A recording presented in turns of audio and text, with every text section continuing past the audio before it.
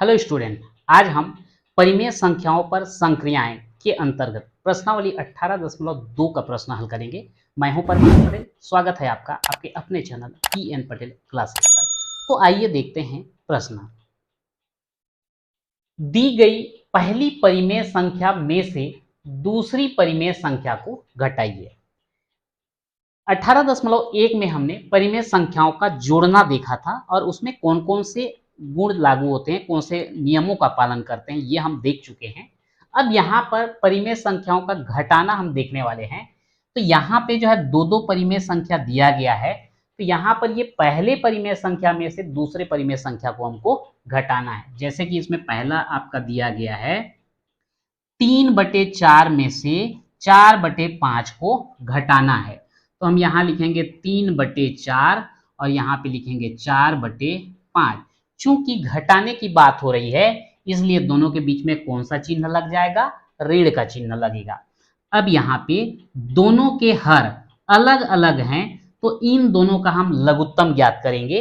क्योंकि दोनों समान संख्या से भाग जाते नहीं हैं, तो इन दोनों का गुणा कर दीजिए। 4 5 6 20 और यही जो है इसका लघुत्तम कहलाएगा। पहले वाले के हर से इसको भाग दीजिए। 4 5 6 20, भागफल कितना आया? 5।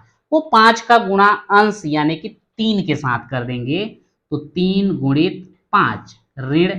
अब ये दूसरे के हर से लघुत्तम को भाग देंगे, तो 5 से 20 को भाग दोगे, 5 चौक 20, कितना आया? 4। उस 4 का गुणा इसके अंश 4 से करना पड़ेगा, तो 4 गुणित 4। अब ये कितना आ जाएगा? 3 पंछे 15 ऋण 4 चौक 16 बटे कितना है? 20। अब यहां पर देखते हैं, अंश में एक का चिन्ह धन है, एक का ऋण है, तो घटाना पड़ेगा। तो 16 में 15 घटा दीजिए, आएगा 1। बड़े का चिन्ह ऋण है, तो ये आ जाएगा ऋण, और बटे में कितना रहेगा? 20। तो इस प्रकार से इसका आंसर कितना आ जाता है? ऋण 1/20।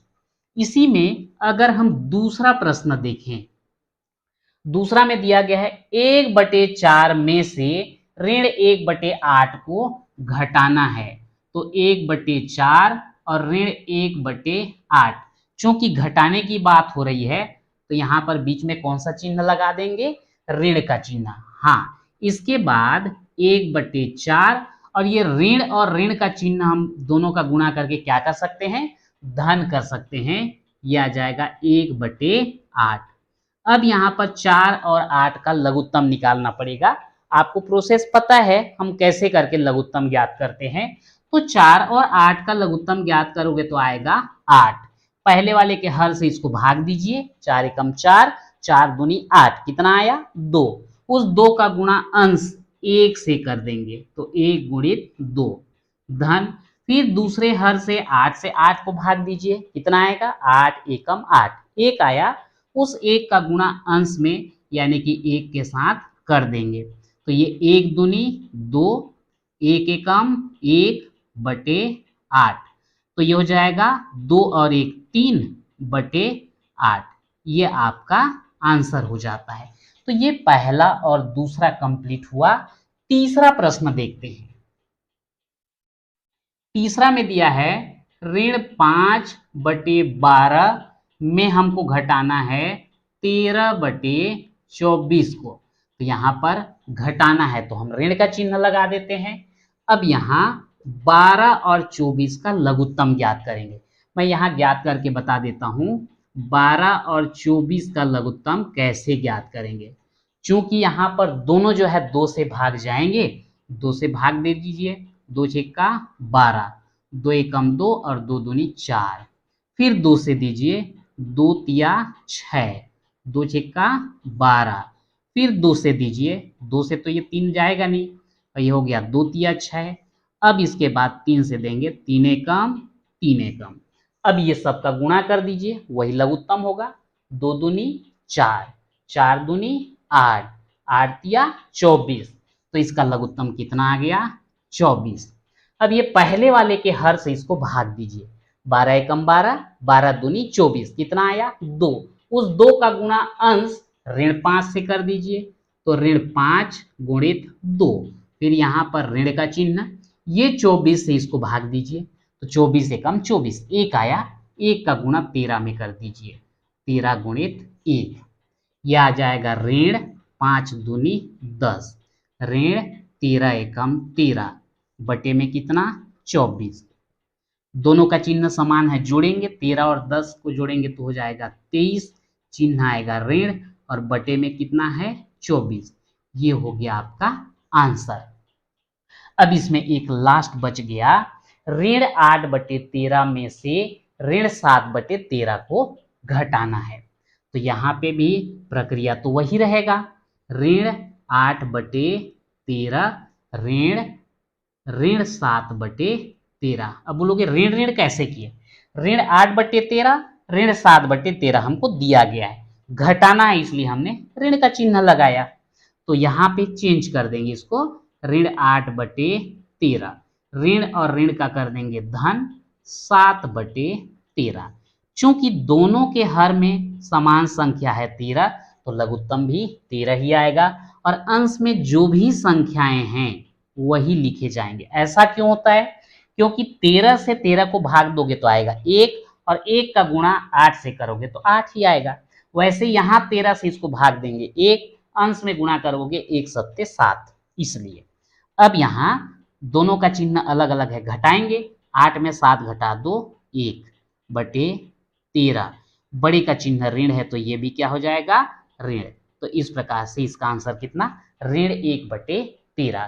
तो इस प्रकार से ये आपका चौथा भी हल हो गया। अब यहाँ पर जो है दूसरा प्रश्न दिया है, हल कीजिए। पहला दिया है 2 बटे 9 धन 1 बटे 3 ऋण 5 बटे 9।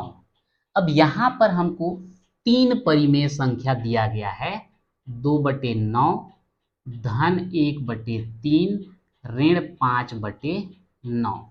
इन तीनों को हल करने के लिए हम तीनों के हर 9, 3 और 9 का लघुत्तम ज्ञात करेंगे, और लघुत्तम कितना आएगा इसका 9। मैं कई बार लघुत्तम निकाल के बता चुका हूं, मेरे ख्याल से आप समझ गए होंगे। अब यहाँ पे लघुत्तम आया 9, ये पहले वाले हर 9 से 9 को भाग दीजिए, कितना आएगा 1, उसका गुणा अंश 2 में कीजिए, 2 गुणित 1 धन, दूसरे वाले हर 3 से इसको भाग दीजिए, 3 तिया 9, कितना आ रहा है 3, उस 3 का गुणा इसके अंश 1 में कीजिए, ऋण, फिर 9 से इसको भाग दीजिए, 9 एकम 9, 1 आया, 1 का गुणा अंश में कीजिए 1, 5 गुणित 1। अब ये हो जाएगा आपका 2 एकम 2, 1 तिया 3, 5 एकम 5 बटे 9। अब ये दोनों का चिन्ह समान है तो जुड़ेंगे, 2 और 3 कितना हो जाएंगे 5, ऋण 5 बटे 9। अब 5 में 5 घटाएंगे तो 0 बटे 9, 9 से 0 को भाग दोगे तो क्या आएगा 0, जो है इसका आंसर आएगा।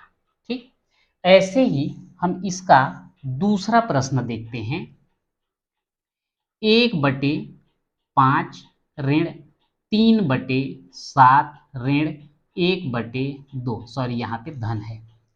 अब यहाँ पर इन तीनों को हल करने के लिए 5, 7 और 2, इन तीनों का लघुत्तम निकालना पड़ेगा। तीनों संख्या एक दूसरे से भाग जाते नहीं हैं, या कोई कॉमन एक संख्या से भाग नहीं जाते, इसलिए तीनों का गुणा करेंगे तो हमको उसका जो है क्या प्राप्त हो जाएगा, लघुत्तम जो है प्राप्त होगा। मैं थोड़ा सा इसके पहले भी मैं एक अलग इसके पहले वाले वीडियो में मैं बता चुका था कि जब गुणा लंबा चौड़ा हो जाता है तो उस कंडीशन में अच्छा है कि हम उसको केवल गुणा के रूप में लिखते हुए आ जाएं, तो हमको सुविधा रहता है। तो वही टेक्निक जो है मैं यहाँ पे फिर बताने वाला हूँ, हम कैसे करेंगे। इन तीनों का गुणा हम यहाँ लिख देंगे, 5 गुणित 7 गुणित 2। अब पहले वाले के हर से इसको भाग देंगे, 5 गुणित 7 गुणित 2 को अगर आप 5 से भाग दोगे ये दोनों कटेंगे, कितने बचेंगे 7 गुणित 2, उसका गुणा 1 के साथ हो जाएगा, 1 गुणित 7 गुणित 2 ऋण। अब दूसरे वाले के हर 7 से अगर हमको भाग देना है, मान लो ये 7 रहता तो उस कंडीशन में क्या होगा, 7 और 7 कटेंगे तो 5 गुणित 2 बचेगा, तो इसका 3 से गुणा, 3 गुणित 5 गुणित 2, और लास्ट में 2 से भाग देंगे तो 5 गुणित 7 बचेगा, तो 1 गुणित 5 गुणित 7। ठीक है, अब ये हो जाएगा 1 सत्ते 7, 7 दूनी 14, ऋण 3 पंचे 15, 15 दूनी 30, धन 1 पंचे 5 और 5 सत्ते 35, बटे में कितना, 5 सत्ते 35 दूनी 70। अब ये समान चिन्ह वाले को जोड़ेंगे तो यह धन और यह धन, 5 और 4 हो जाएगा 9, 3 और 1 हो जाएगा 4, ऋण 30 बटे 70।